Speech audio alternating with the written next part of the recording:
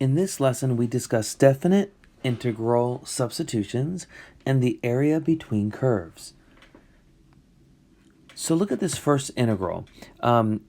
If we were asked to evaluate, let's see, the integral from, now this is a definite integral, so our final answer will be a real number, okay? Whenever we are evaluating a definite integral, your final answer is a real number, okay? All right, there we go. So the idea here is that we're going to use a substitution method like we have in previous lessons, but whenever we use a substitution for a definite integral, that is to say, you have a lower and an upper limit here. After you make your substitution, we can also change the limits of integration. So watch how I do this. I'm going to say this is my substitution, okay? So let u equal x cubed plus 1. That is the integrand. Or not the integrand, excuse me, the radicand. So then that means du dx is 3x squared, which means that du is 3x squared dx, which is great because that's what I have right here and right here. Now, what I want to do, though, is I want to change my limits of integration. So when x is -1, this is my lower limit. When x is -1, u is equal to -1 cubed plus 1. You see that? Which is 0. So my new lower limit is 0. As far as my upper limit, when x is +1, u is equal to 1 cubed plus 1, which is 2. So these here, folks, are my new lower and my upper limits of integration. So now my integral, there we go. My integral, if I can just come down here, is the integral now from 0 to 2 of u to the 1/2 power du. Look how great that is, right?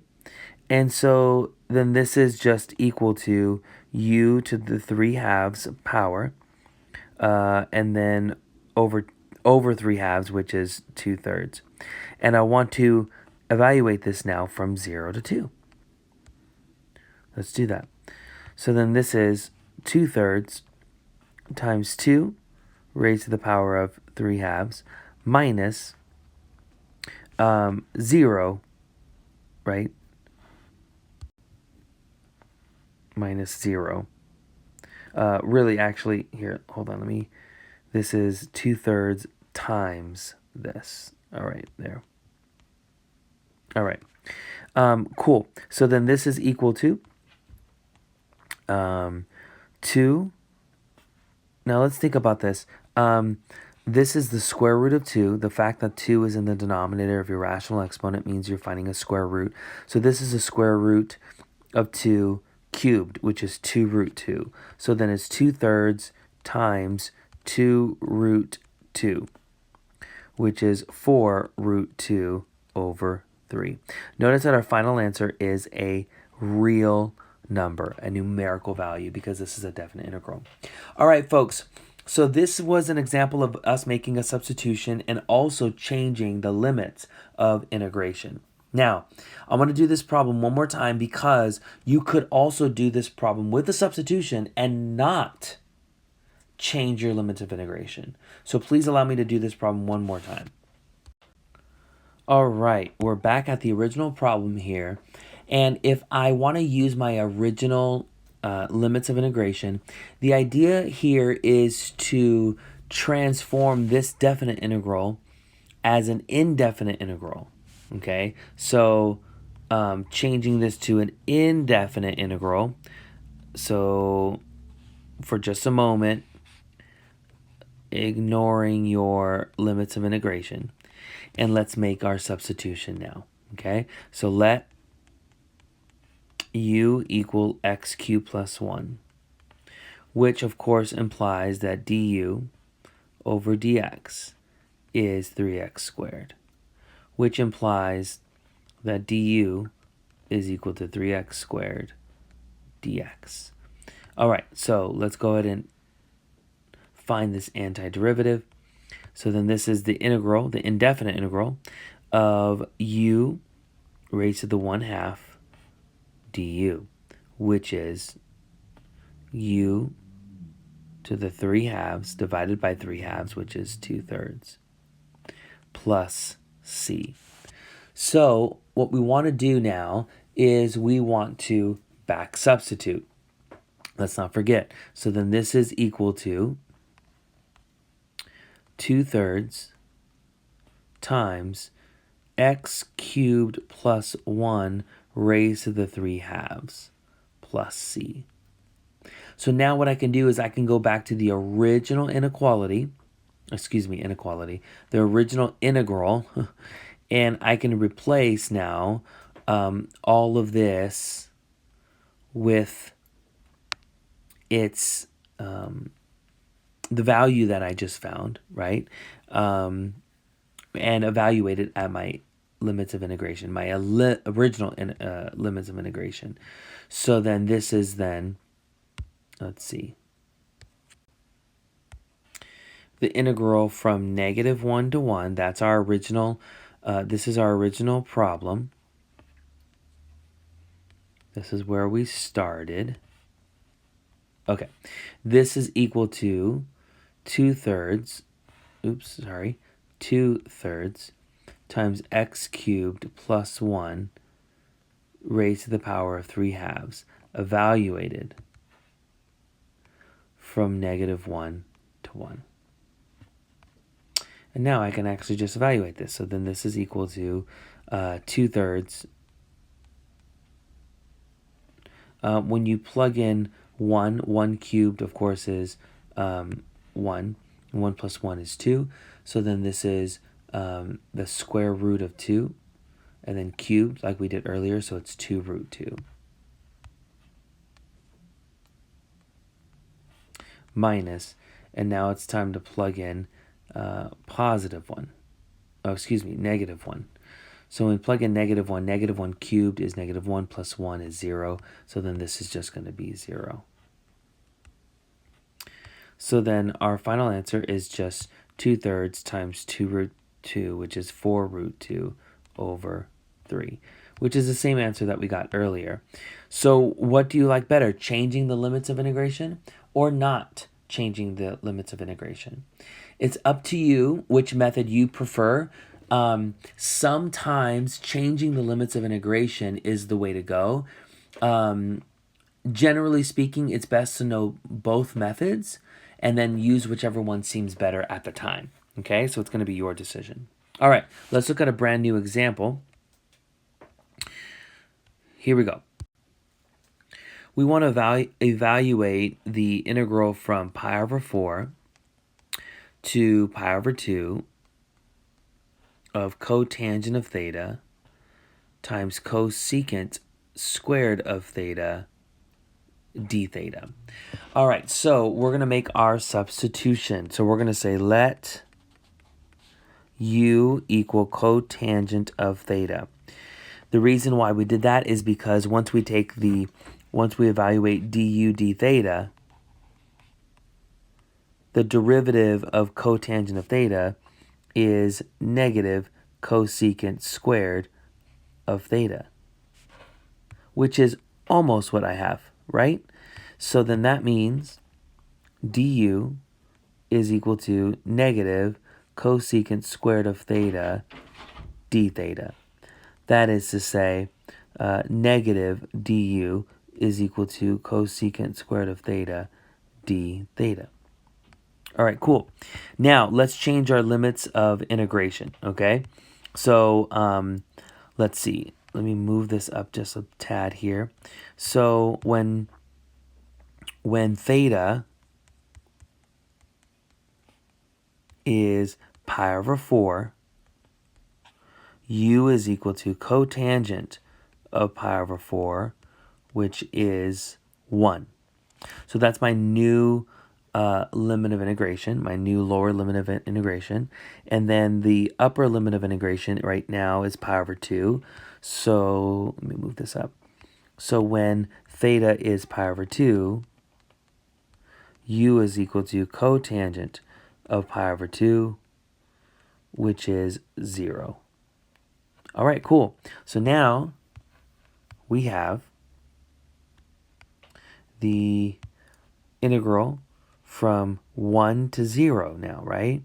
Of u times negative du. That is to say, we have negative the integral from 1 to 0 of u du. Isn't that great?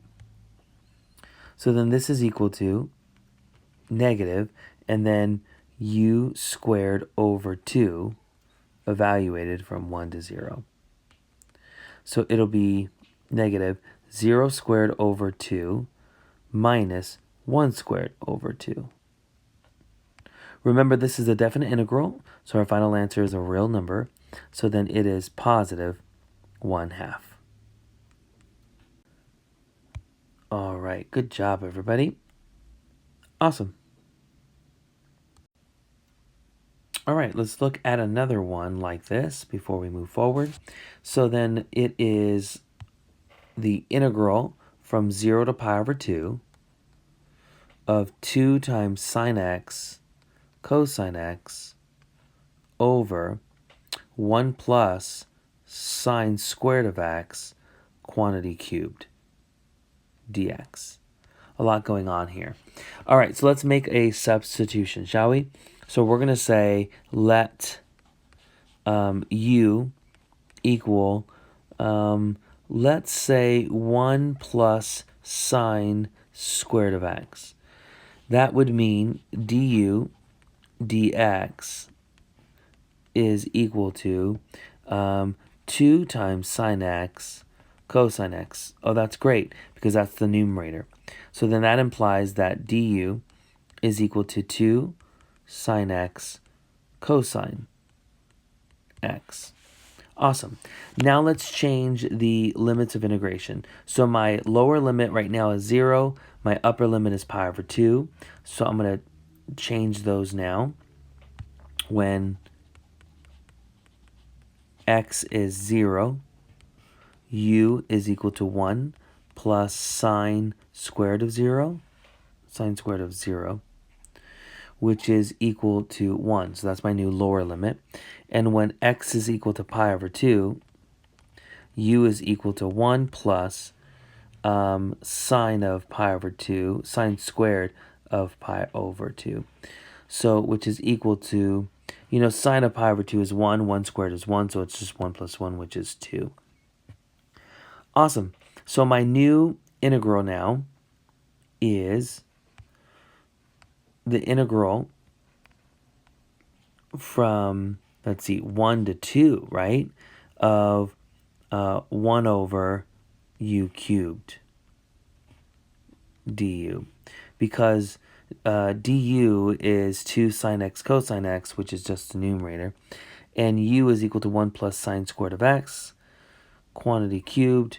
So that means this is u cubed. All right, very good. I just wanted to scroll back up just to confirm that we did that right.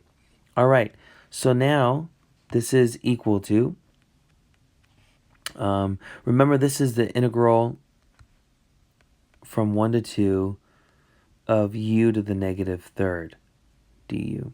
So then this is equal to u to the negative second over negative 2, right? And all of this is evaluated from using the limits 1 and 2. So then this is, I'm going to simplify this just a little bit. This is negative 1/2. Let me write it this way. Negative 1 over 2u squared. Yeah, I like that better. And this is evaluated from 1 to 2. Remember, this is a definite integral, so we're going to get a real number, all right? So then this is negative. When you plug in 2, 2 squared is 4. 4 times 2 is 8. So this becomes negative 1/8.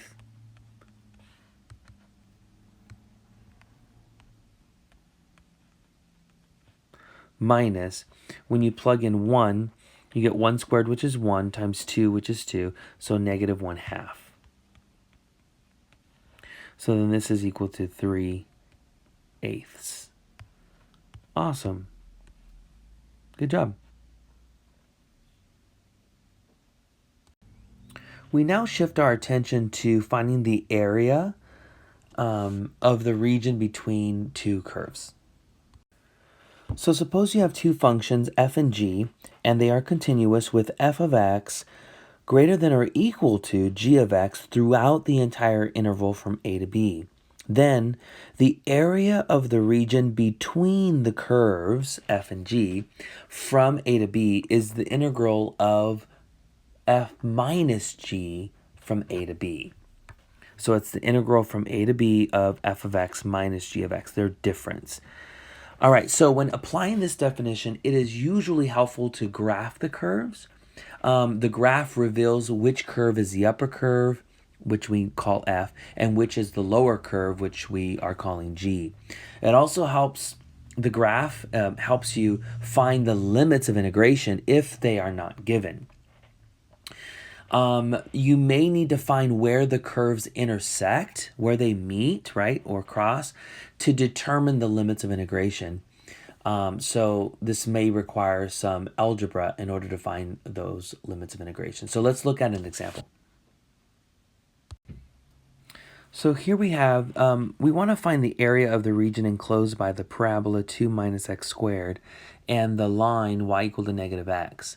So let's graph just a quick little sketch to see what is the upper curve and what is the lower curve. So we have a parabola, right? And we have a line y equal to x. Actually, it's the opposite of the identity function, right? This line is. So let's graph this curve. So this parabola here has a y-intercept of positive 2. So I know it's going right through 2. The parabola is. I know the parabola is going downward. If I find the x-intercepts, that'll be when y is 0. So let me find those really quickly. So 0 is equal to 2 minus x squared. That means x squared is equal to 2. So my x-intercepts are plus or minus the square root of 2. So there's 2.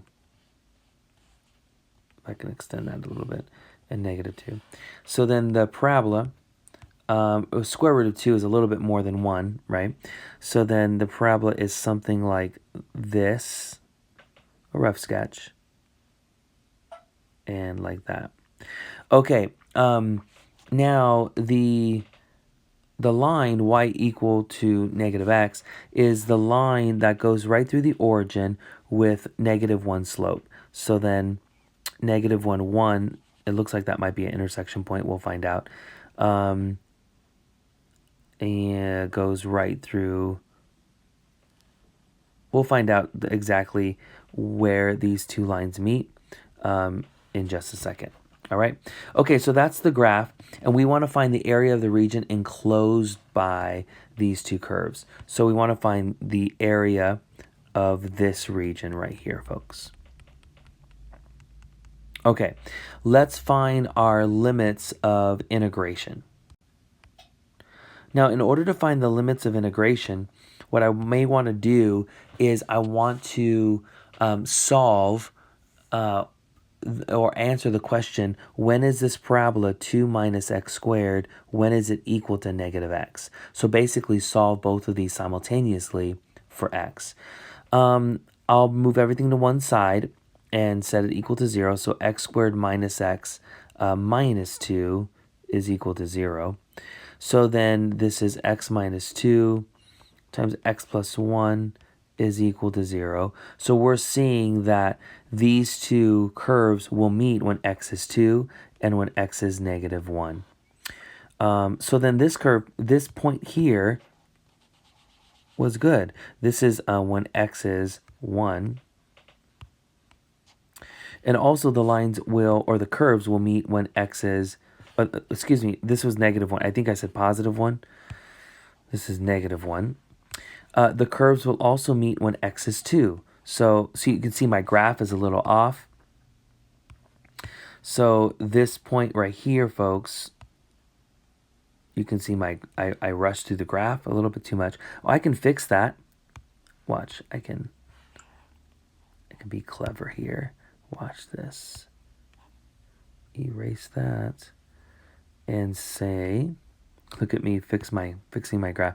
I'm going to say that's 2 right there. I'm cheating a little bit, but it's just that I drew the graphs really just a rough sketch. And so now my graph makes sense. So my limits of integration are from -1 to 2, right? From -1 to 2. And it's clear now that the parabola is my upper curve and the identity function is my lower curve. All right, so then using our definition, we have the following. The integral from -1 to 2 of the upper curve minus the lower curve.